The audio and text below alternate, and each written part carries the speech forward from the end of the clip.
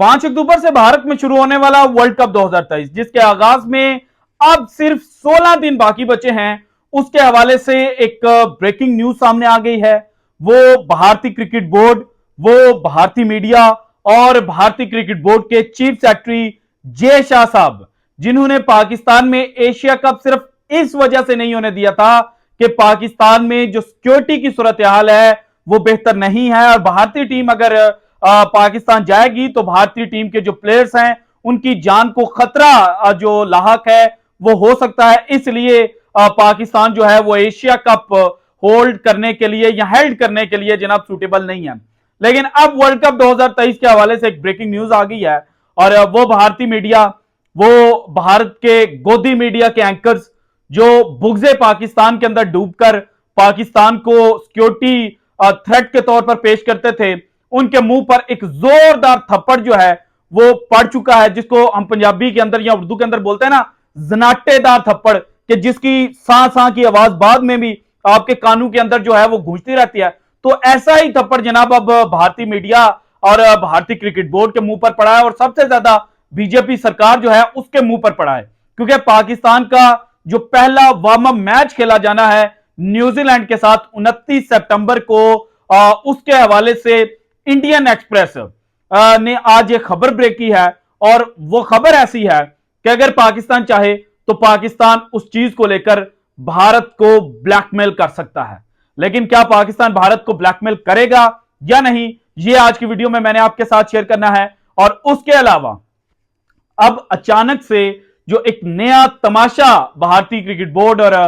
भारत के security agencies लगाने जा रही हैं, ये क्या है और इसका जो इफेक्ट है वो पाकिस्तान के प्लेयर्स पर किस तरह से हो सकता है, ये सारी डिटेल्स एक एक करके आज की वीडियो में मैंने आपके साथ शेयर करनी है। नंबर 2, पाकिस्तान का जो स्क्वाड है उसके कुछ नाम जो हैं वो फाइनल हो चुके हैं, और कुछ नामों को लेकर अभी बहस जो है वो चल रही है। आज ये जो स्क्वाड है ये अनाउंस हो जाना था, लेकिन आज भी इसका ऐलान नहीं किया गया, और अब ये कहा जा रहा है कि अगले जो 24 घंटे हैं उनके दरमियान जो अनाउंसमेंट है वो कर दी जाएगी। हसन अली और जमान खान का पहले मुकाबला कहा जा रहा था कि इन दोनों प्लेयर्स में से कोई एक खिलाड़ी जो है वो वर्ल्ड कप की टिकट जो है वो उसको मिलेगी, लेकिन अब यह कहा जा रहा है कि जमान खान और हसन अली, ये दोनों प्लेयर्स जो हैं ये वर्ल्ड कप की टीम में जो इनिशियल 15 रुकनी स्क्वाड होगा उसका हिस्सा बन सकते हैं। तो फिर वसीम जूनियर का क्या कसूर है, उसको क्यों आउट किया जा रहा है, यह भी मैंने आपके साथ शेयर करना है। लेकिन आज की जो वीडियो है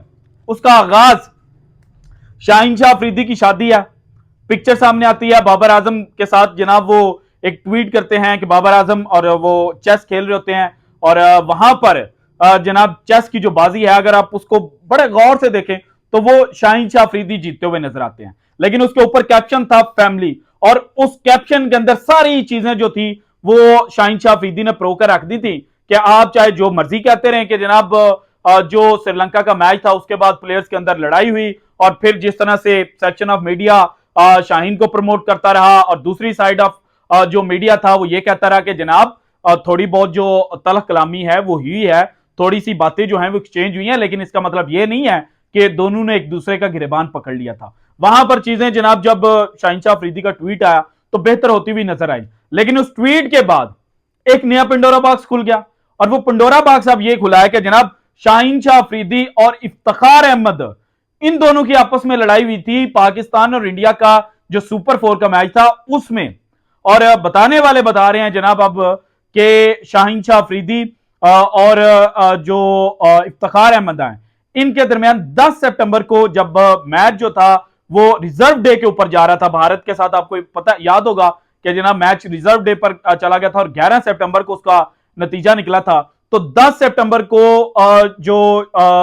पाकिस्तान के ऑफ स्पिनर और बैट्समैन है यानी कि ऑलराउंडर इफ्तिखार अहमद और wicket keeper batsman Mohammad Rizwan जो थे वो ग्राउंड ऑफिशियल्स या मैच ऑफिशियल जो थे उनके साथ गुफ्तगू कर रहे थे, वो गुफ्तगू कर रहे थे, और इसी दौरान जनाब जो शाहीन शाह अफरीदी हैं वो पीछे से उनको आवाज लगाते हैं और पश्तो के अंदर उनको कहते हैं कि आपका क्या काम है। अब अगर इस चीज को देखा जाए वैसे तो आप किसी को भी नहीं बोल सकते, लेकिन जब आप फैमिली के अंदर है, जब आप एक टीम के अंदर माहौल ऐसा था, क्योंकि एशिया कप से पहले यही कहा रहा था ना कि हर एक प्लेयर जो है वो दूसरे प्लेयर को बैक कर रहा है, तो फिर जब आप एक दूसरे को बैक कर रहे हो तो हंसी मजाक के अंदर भी आप ये बात कर रहे हो और जहां तेरा की काम है, मतलब हम नॉर्मली ये कह देते हैं, अपने दोस्तों को कह देते हैं, समाओ भाइयों के साथ भी ये जनाब बातचीत हो जाती है। तो फिर बताने वालों ने बताया कि जो इफ्तिखार अहमद है वो गुस्से के अंदर आ गए और उन्होंने पश्तो के अंदर फिर जवाब दिया, और वो जवाब ऐसा था कि जिसके बाद जो मामला था वो कूल डाउन नहीं हुआ बल्कि वो हीट अप हो गया, और हीट अप हुआ तो फिर बाकी जो खिलाड़ी थे उन्होंने दरमियान में आके थोड़ा सा जो शुगर मेला था वो लगाया, और उसकी वजह से ये जो चीज एक तलखी बढ़ रही थी ये तलखी कम हो गई। अब इस खबर का आ जाना बहुत ज्यादा मैटर करता है,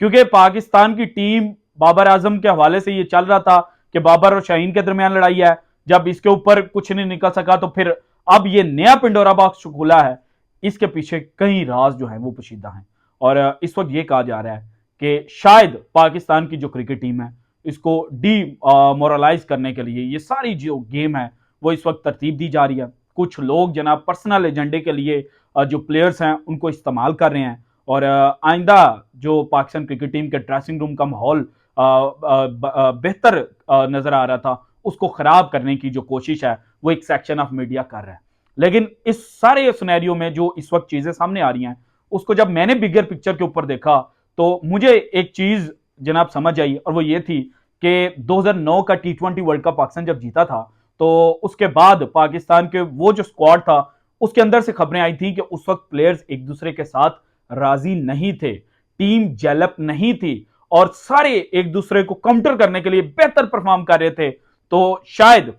इस दफा जिस तरह से चीजें खबरें बाहर आई हैं तो हर प्लेयर जो है वो अपने जो उसका एक लेवल है उससे बढ़कर खेलने की कोशिश करेगा, जो कि पाकिस्तान के लिए एक पॉजिटिव साइन है। लेकिन इसके साथ नेगेटिव साइन ये है कि आपके जो प्लेयर्स हैं वो आपस में ये जो हेल्दी कंपटीशन, अगर वो उसको सारे कंपटीशन को हेल्दी तौर पर लें तो बेनिफिशियल है, और अगर हेल्दी तौर पर ना लें एक दूसरे का जनाब जो कमर है उसको खींचने की कोशिश करें तो फिर हालात जो हैं वो खराब भी हो सकते हैं, और पाकिस्तान के जो वर्ल्ड कप के चांसेस हैं वो बढ़ने की बजाय कम भी हो सकते हैं। अब आते हैं जनाब पाकिस्तान का 15 रुकनी स्क्वाड। देखें वसीम जूनियर जो हैं वो अफगानिस्तान की सीरीज में भी पाकिस्तान टीम के साथ थे, एशिया कप में भी साथ थे। उनको मैच कितने मिले? सिर्फ एक, लास्ट श्रीलंका वाला मैच, उसके दौरान ओवर कितने मिले?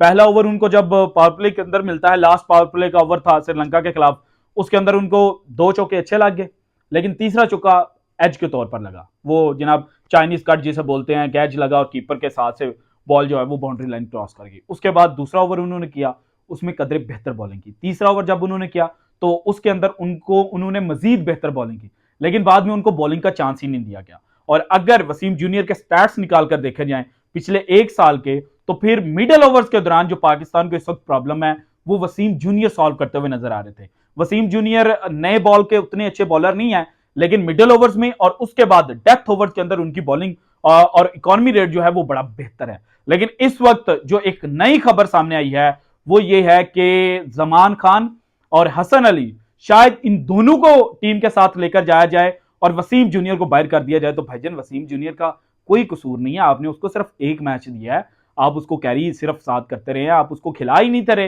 1 मैच के अंदर आप चाह रहे हैं कि जनाब वो नसीम शाह की तरह आए और किलियां उड़ाकर रख दे, शाहीन शाह अफरीदी की तरह आए और जनाब जो प्लेयर्स हैं उनको बॉल टच ही ना करने दे, हारिस रऊफ की तरह आए और बॉल जो है जनाब बैट्समैन के देखते देखते उसकी आंखों के सामने से गुजर जाए। ऐसा थोड़ी होता है। आप वसीम जूनियर के साथ पैनिक बटन अपना प्रेस करके ज्यादती कर रहे हैं और पाकिस्तान क्रिकेट टीम के साथ भी ज्यादती कर रहे हैं, क्योंकि वसीम जूनियर पाकिस्तान टीम की इस वक्त जरूरत है और पाकिस्तान को उनको लाजमी वर्ल्ड कप की टीम में साथ लेकर जाना चाहिए। अब आते हैं जनाब मेन खबर की जानिब।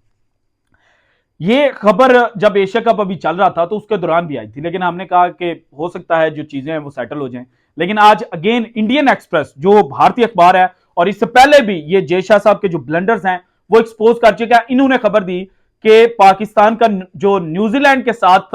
वार्म अप मैच 29 सितंबर को खेला जाना है वो क्लोज डोर के जनाब अंदर खेला जाएगा, यानी कि जो स्पेक्टेटर्स हैं, तमाशाई हैं, वो ये मैच नहीं देख सकेंगे। बजाहिर तो ये प्रैक्टिस मैच है, लेकिन इस प्रैक्टिस मैच के अंदर सारी चीजें जो हैं वो सिक्योरिटी की भी प्रैक्टिस होनी थी। तो यहां पर जो हैदराबाद की सिक्योरिटी एजेंसीज हैं उन्होंने सिक्योरिटी देने से इनकार किया। ये वर्ड जो हैं ये इंडियन एक्सप्रेस ने लिखे हैं, और ये भारतीय मीडिया, गोदी एंकर्स और भारतीय क्रिकेट बोर्ड के चीफ सेक्रेटरी जय शाह के मुंह पर एक जनाटेदार थप्पड़ है कि आप कहते थे पाकिस्तान सिक्योरिटी नहीं प्रोवाइड कर सकता, तो अब आपकी जो हैदराबाद पुलिस है वो आपको कह रही है कि आप ये जनाब जो मैच है ये मुलतवी कर दें, हम सिक्योरिटी नहीं दे सकते। और उसके पीछे दो रीजंस बताई गई हैं। पहला ये कहा गया कि देखें 28 सितंबर को गणेश विसर्जन का जनाब एक फेस्टिवल जो है वो आ चुका है, इस वजह से हम सिक्योरिटी प्रोवाइड नहीं कर सकते। और फिर 29 सितंबर को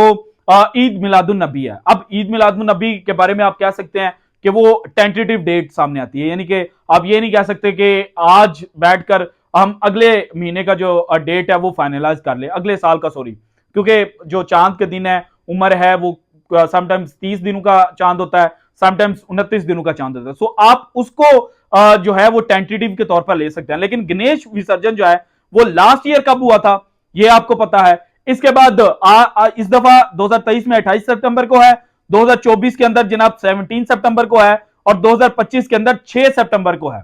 तो आप तो चंद्रयान 3 को चांद के ऊपर लेकर चले गए, लेकिन आपको यही नहीं पता कि जनाब आपके इवेंट्स किस किस डेट को होने हैं। और इससे पहले अगर देखा जाए तो इनिशियल शेड्यूल के अंदर जिस तरह से तब्दीलियां की गई थी कि पाकिस्तान का मैच जो पहले 15 अक्टूबर को भारत के साथ अहमदाबाद में शेड्यूल था वो नवरात्रि की वजह से 14 अक्टूबर पर आया और उसकी वजह से बाकी मैचेस जो थे वो भी इफेक्ट हुए। उसके अलावा जो पाकिस्तान का मैच ग्रुप स्टेज का लास्ट मैच बनना था 12 नवंबर को इंग्लैंड के साथ, जो कोलकाता के अंदर खेला जाना था ईडन गार्डन्स में, वहां पर अगेन जो कोलकाता की सिक्योरिटी एजेंसीज हैं बंगाल की, उन्होंने सिक्योरिटी देने से इनकार कर दिया था। तो आप पहले शेड्यूल के अंदर करते रहे चेंजिंग, क्योंकि आपको पता नहीं था कि इवेंट्स कब होने हैं। और अब जो एक नया ढिंडोरा आप पीट रहे हैं कि जनाब ये जो गणेश विसर्जन की डेट आ गई है इसकी वजह से हम इसको शेड्यूल नहीं कर सकते, तो आप इस मैच को पोस्टपोन कर दें। तो इस वजह से अब भारतीय क्रिकेट बोर्ड ने यह कहा कि तमाशाइयों को हम अंदर आने ही नहीं देंगे। तो ये क्या है? ये ड्रामेबाजी नहीं है, ये आपने वर्ल्ड कप 2023 है, दुनिया क्रिकेट का सबसे बड़ा मेला है। T20 वर्ल्ड कप भी नहीं है, ओडीआई वर्ल्ड कप है जिसकी सबसे ज्यादा पहचान है, जो 4 सालों बाद होता है। तो उसके साथ आप क्या जनाब जो भोंडा मजाक है वो कर रहे हैं। तो अब आईसीसी को बिलाकर इंटरवीन करना पड़ेगा। और पाकिस्तान क्रिकेट बोर्ड चाहे तो भारत को ब्लैकमेल कर सकता है भारत की तरह, लेकिन जनाब यहां तो हमारे करना नहीं चाहते, यहां वो कहते हैं ना कि इन तिलों में इतना तेल ही नहीं है कि ये कर सकें। तो इस वक्त तो खुद ज़का अशरफ साहब जो हमारे चेयरमैन एक्टिंग, उनको अपनी कुर्सी की लालच पड़ी हुई है कि वो किस तरह से बचेगी, तो पाकिस्तान किस तरह से ब्लैकमेल करेगा। चाहता तो मैं भी ये हूं कि भारत पाकिस्तान को जनाब जो टक्कर का जवाब है वो दे, लेकिन हम इस पोजीशन में ही नहीं है कि हम टक्कर का जवाब दे सके। वो आपसे पूरा इवेंट चेंज कर लेकर चले जाते हैं और हम जनाब 2-3 मैचेज ही नहीं चेंज करवा सकते। आप कहते थे कि 14 अक्टूबर को पाकिस्तान नहीं खेलेगा क्योंकि सिक्योरिटी थ्रेट है, अभी तक कोई ऐसी खबर ही नहीं हमारे सामने आई कि पाकिस्तान ने जहां पर स्ट्रांगली मैसेज दिया हो कि हम नहीं खेलेंगे। तो भाईजान बात इतनी सी है कि आपके अब वो तिलों में पानी ही नहीं रहा। So this is it from today's episode. अगर आपको वीडियो पसंद है तो लाइक कीजिएगा, ज्यादा से ज्यादा शेयर कीजिएगा, अपनी कीमती राय का इजहार लाजमी कीजिएगा, और अगर आपने अभी तक चैनल को सब्सक्राइब नहीं किया तो कर दें। शुक्रिया, अल्लाह हाफिज।